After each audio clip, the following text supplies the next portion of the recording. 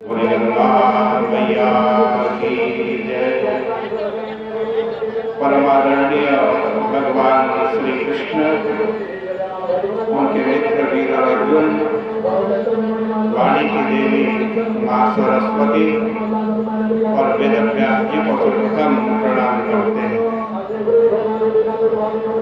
भक्ति भाव से समुपस्थित श्रद्धालु भक्तजनों, कार्तिक के महीने के जो प्रमुख दिन हैं वो प्रारंभ होने जा रहे हैं। कल को एकादशी की तिथि है। 2 एकादशी है इस बार। जो गृहस्थ की एकादशी है उसका व्रत कल को है 14 तारीख को। और जो वैराग्यों की एकादशी है, वैष्णव की एकादशी है, उसका व्रत परसों हो।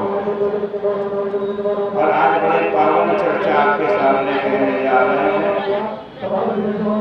पृथुनाथ के राजा नारद जी से कह रहे हैं कि व्रतम यद जगदाख्यातम देवर्षे विष्णुतोषणम भीषम पंचकमित्येवं कुतख्यातम तदाख्या। हे नारद जी, जगत में प्रसिद्ध विष्णु भगवान को प्रसन्न करने वाला भीषम पंचक व्रत कहाँ से प्रसिद्ध हुआ, कृपा करके बतलाई। नारद जी कहते हैं, हे राजन, यह व्रत आदिकाल से है, बीच में लुप्त हो गया था। द्वापर में कृष्ण जी ने इसको प्रकाशित किया। भीष्म जी से कृष्ण जी ने कहा, भीष्म जी ने इस व्रत को किया, इसीलिए इस व्रत का नाम भीषम पंचक पड़ा है। पशु जी ने पूछा कि गंगा जी के पुत्र भीष्म जी का और भगवान श्री कृष्ण का संवाद कब हुआ?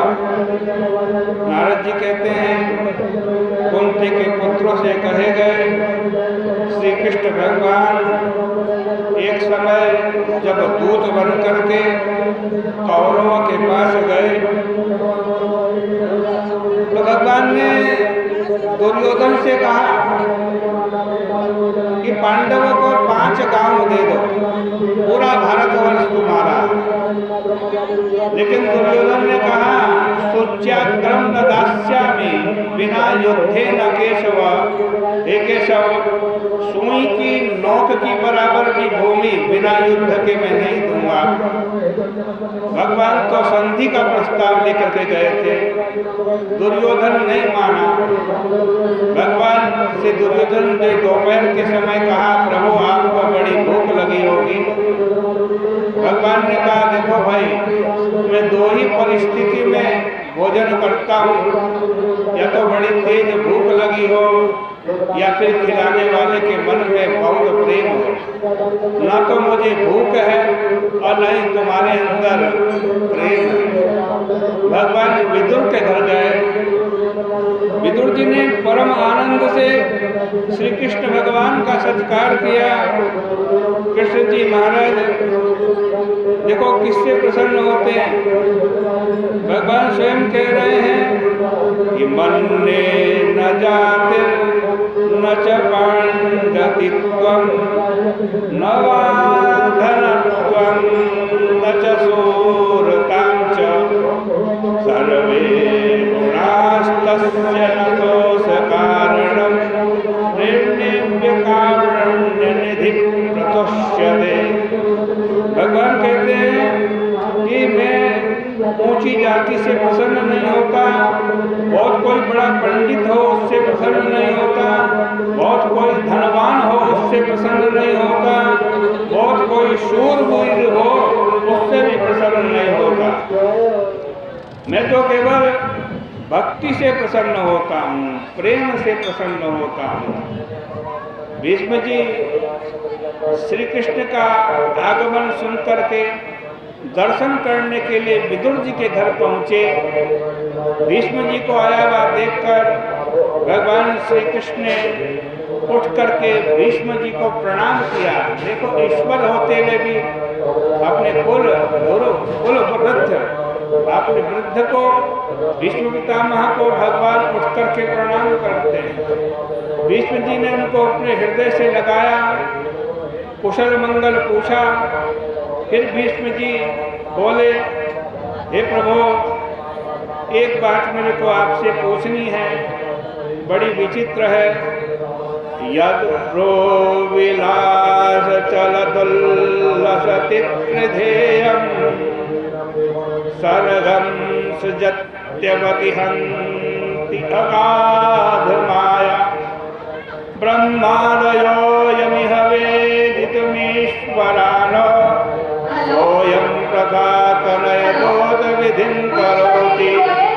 हे प्रभु, जिनकी भोहों के विलास से संसार की सृष्टि, पालन और नाश हो जाता है, ब्रह्मादिक देवता जिनको जानने में समर्थ नहीं है, ऐसे प्रभु आप कुंती के पुत्रों के यहाँ दूत विधि करते हो।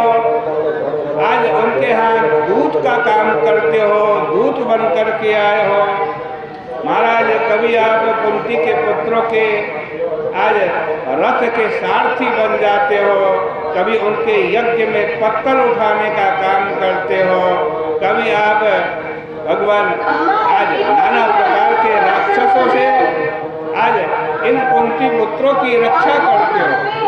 हे भगवान, हमारे मन में बड़ा संदेह है, आप समदर्शी हो, सेवा करने के लिए तैयार ऐसे बड़े बड़े पंडित विद्वानों को छोड़कर आप पांडवों के भाई, मित्र, गुरु संकट में सहायक होते हो। क्या बात है? क्या इन पांडवों के पास कोई वशीकरण मंत्र है जिसके कारण आप वशीभूत हो गए हो? इसका कारण कहें, मुझे बतलाएं। भगवान श्री कृष्ण बोले, हे गांगे, यह नहीं पूछो, यह गुप्त बात है। हम केवल भक्ति के ही वशीभूत हैं। हमने संसार में एक व्रत रखा है जिससे भक्त लोग संसार के बंधन से छूट जाते हैं। बीज भी कहते हैं कि मुनि लोगों ने आपकी आराधना करने वाले धर्म कहे हैं। हे ईश, जिस धर्म से तुम वशीभूत हो वह धर्म हमें कहो।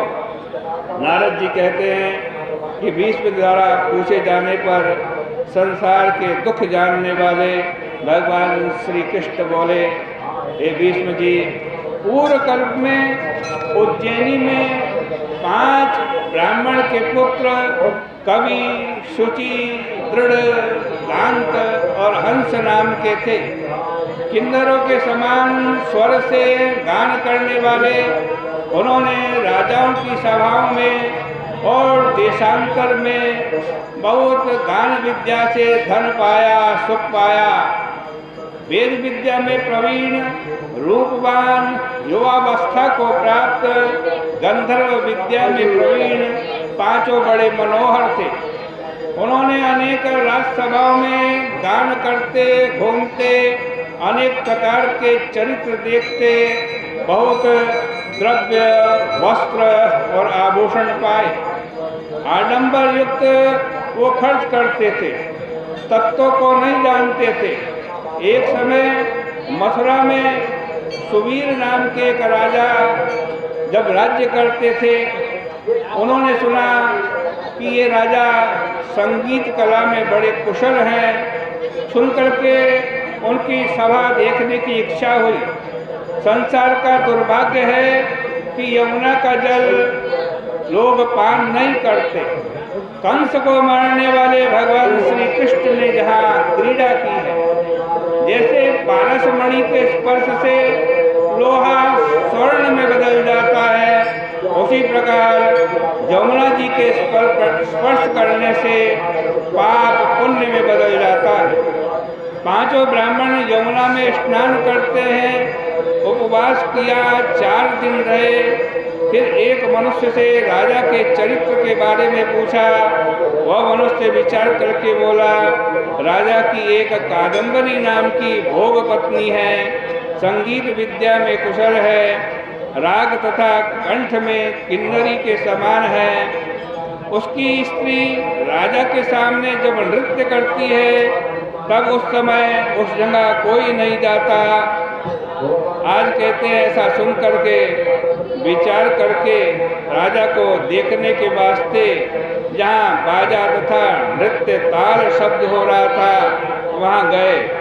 वहाँ जाकर अच्छी तरह खड़े होकर के शब्द सुन करके राजा के सेवकों से जो समीप में खड़े थे उनसे ये पांचों ब्राह्मण बोले, ओहो खेद की बात है, राजा के समीप कोई संगीत जानने वाला भी नहीं है, बाजों में शुद्धता नहीं है, वीणा के ताल ढीले पड़े हुए हैं। आज कहते हैं ये सुन करके किसी ने राजा से सब बात बताई। राजा ने सुन करके आज्ञा दी, जाओ उन गुण दोष को जानने वाले ब्राह्मणों को ले आओ। इस प्रकार राजा का वचन सुन करके उस पुरुष ने उन ब्राह्मणों को बुलाया। वे वहाँ गए, कादम्बरी रानी जहाँ थी, राजा को आशीर्वाद दे करके पांचों ब्राह्मण आसन में बैठ गए। रानी ने उन्हें संगीत कुशल जान करके विशेष नृत्य किया, जिसका गीत आलाप मनोहर देख करके सभा एक मन हो गई। रानी ने जब चक्र से ताल दिया तब उन ब्राह्मणों के द्वारा वो रानी रोक दी गई। उसने चक्र छोड़ दिया, यथा योग्य ताल दिया। फिर ब्राह्मणों ने जब ठीक प्रकार से ताल दिया तो ताल खंडित नहीं हुआ। इस प्रकार कादम्बरी का गुण रूप देख करके पांचों ब्राह्मण मोहित हो गए। कादम्बरी भी उनका गुण देख करके उनके वशीभूत हो गई। राजा के उठते ही वे ब्राह्मण बड़े कष्ट से बाहर गए। सो कादम्बरी भी लज्जित हो विरह से व्याकुल हुई। राजा के भय से घर के अंदर उदासीन हुई। फिर अपनी सखी को भेजा। ब्राह्मणों को वह सखी